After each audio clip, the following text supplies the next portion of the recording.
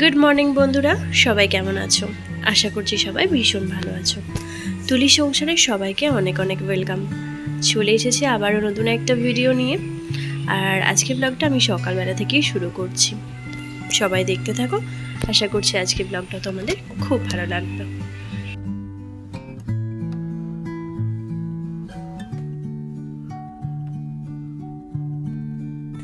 সকালবেলা ঘুমটা ভাঙতেই চাইছিল না, এত মানে কালকে রাতে ঘুমাতে দেরি হয়েছিল, তো সেই জন্য ঘুমটা একদমই ভাঙছিল না।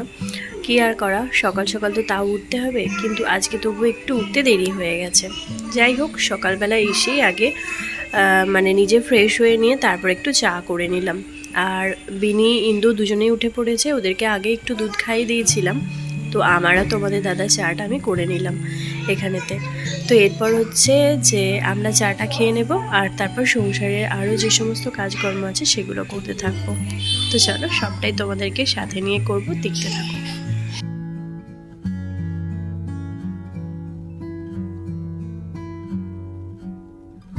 তো চাটা খাওয়া হয়ে যাওয়ার পর আমার সবথেকে মেন কাজ যেটা থাকে সেটা হচ্ছে বিছানা তোলা। আর প্রত্যেক দিন বিছানা তুলতে একটু দেরি হয় মাঝে মধ্যে, মানে বিনি যখন ঘুমায় তো তখন বিছানাটা তুলতে পারি না। আজকে যেহেতু দু বোনেই উঠে পড়েছে, তো তাই ভাবলাম যে বিছানাটা তুলে দিই। আর বিনি যদিও খুব সকাল সকাল ঘুম থেকে ওঠে না, একটু বেলাতেই ওঠে, 8টা সাড়ে 8টার দিকে।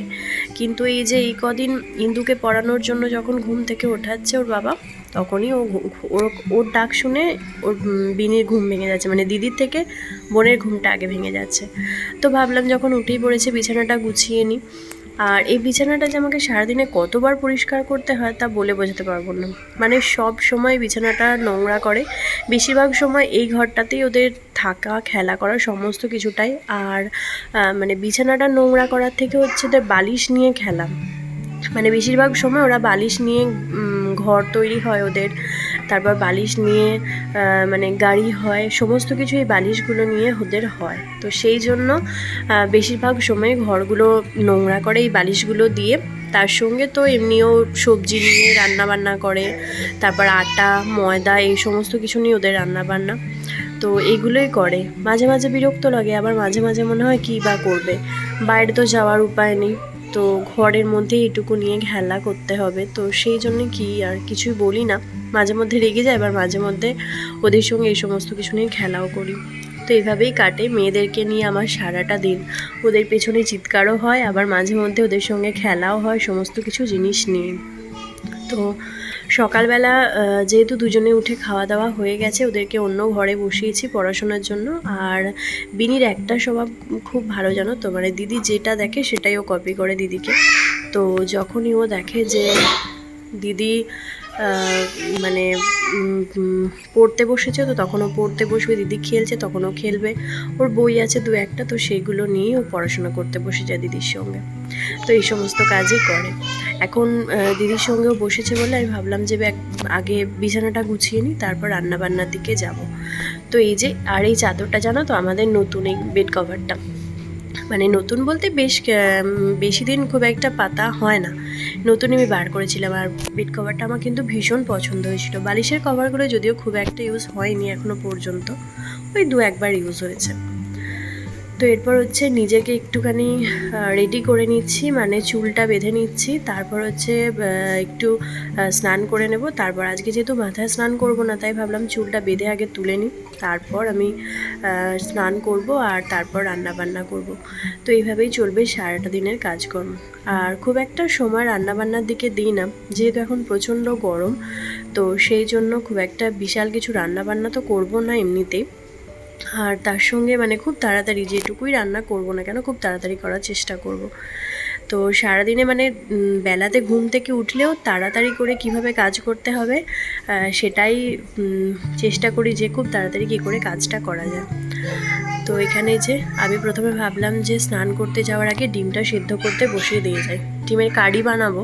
তো সেই জন্য ডিমটা একদম সিদ্ধ করতে হালকা গ্যাসটা কমিয়ে দিয়ে সিদ্ধ করতে বসিয়ে দিয়ে যাব, তারপর রান্নাবান্না করব। তো চলো, আজকে ছজন আছি মানে আমার ভাই দুটোও আছে, তো সেই জন্য একবারেতে 6টা ডিম সিদ্ধ করে নেব।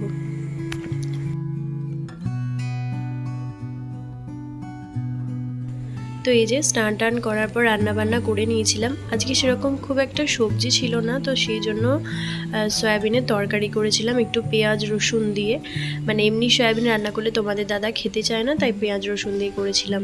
আর এখানে বানিয়েছিলাম একটু মুসুর ডাল, এমনি মানে পাতলা মুসুর ডাল। আর তার সঙ্গে এই যে ডিমের কারি।